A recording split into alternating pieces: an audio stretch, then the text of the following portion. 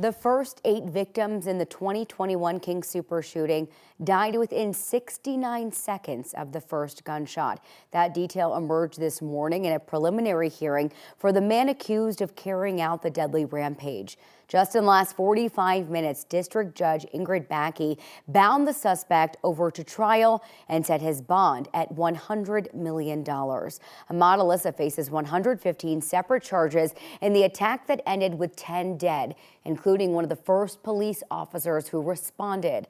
Sarah Cantu, the lead detective in the case, spent nearly 2 hours on the witness stand describing the sequence of events. The shooter's trial is tentatively set to start August 8th.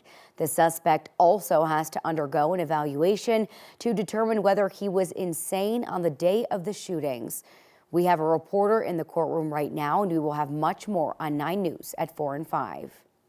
New this noon, teachers, students, and parents rallied outside of Mccauliff International School this morning, sending a message to departing members of Denver's school board. Teachers there staged what they called a walk-in, not walking off the job, but rather rallying out front and walking into the school the moment the school day began. They're concerned the school board will take Mccauliff's innovation status away at a meeting this week.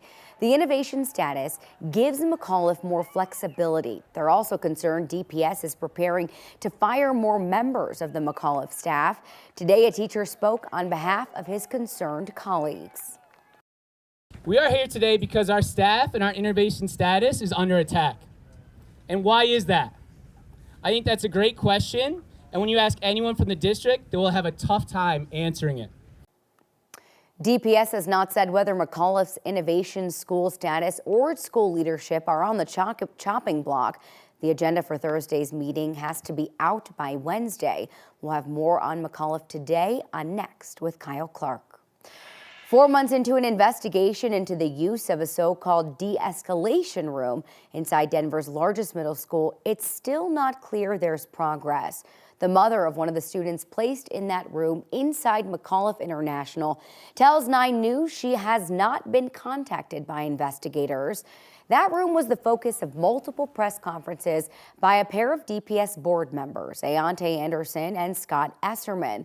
Both compared the room, which had a lock on the outside, to a prison cell. Monday, 9 News reporter Chris Vanderveen spoke to the mother of a student who was placed in that room. She says her son, quote, appreciated a safe place to de-escalate. No, I have not heard from both Denver Police or Denver Public Schools. I have not been questioned by anyone about our situation. Is that strange to you? Yes. It is very strange to me. We've also obtained pictures of both directors, Esserman and Anderson, appearing to conduct their own investigation of the de-escalation room. This was back in early August. Board policy prohibits board members from conducting their own investigations. Director Anderson told us last night he was not conducting an investigation, but was looking into the room so that he could discuss it with the community. We want to take a live look outside here at Loveland Ski Area. We're in for another gorgeous day from the mountains to the metro area. Look at everyone getting those turns in, Chris. It is here. It is upon us. Not that way in the metro, though. No snow. It's going to be gorgeous. 70s today? What? 70s today. Bluebird weather for friends up there doing those jumps up in the up at Loveland Ski Area. Doing the fancy stuff? Doing the fancy stuff, yeah. It does. That's you. You got the tricks.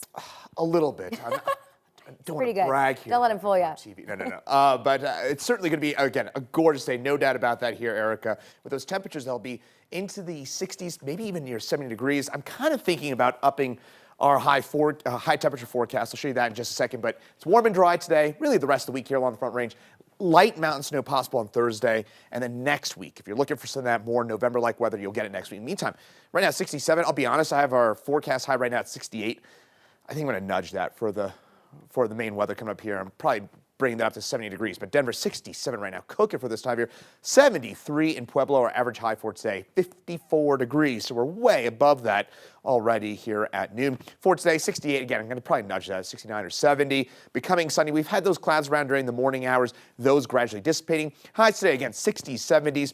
Again, what we're looking at here on the Eastern Plains, this is about 15 degrees above average, and the mountains close to about 10 degrees above the average for this time of year. A little bit of that cloud cover, but our next storm system out here in California, that'll bring us some rain and snow later on into the week. I'll have details on that, and also look ahead to next week. All that coming up in my full forecast. Looking ahead to Turkey Day, Chris. Thank you.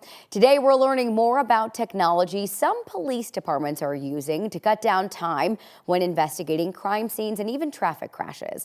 9 News reporter Brianna Fernandez reports from outside the Aurora Police Department about how exactly this technology works. This is called the Faro device. Essentially what it does, it scans the whole scene when investigators arrive, and this gives investigators an idea of what happened and gathers evidence much quicker. So for homicides, traffic crashes, as well as shootings involving officers. So take a look at your screen because this is what the Faro device looks like.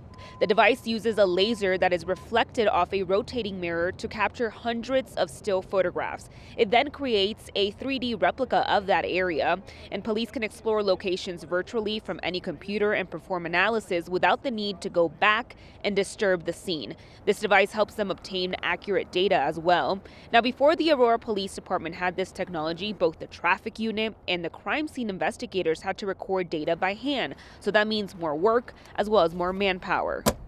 It's getting accurate measurements. It's just a lot easier than us doing it by hand. There's a little bit more room for error if we use it by hand. This is more accurate, and it's taking way more measurements than we probably even would normally at a scene. The Aurora Police Department has 3 of those Faro devices, 1 for the crime scene unit, 2 for the traffic unit, and by 2024, the Aurora Police Department plans to add more Faro devices for their investigators. For now, I'm in Aurora. Brianna Fernandez for 9 News.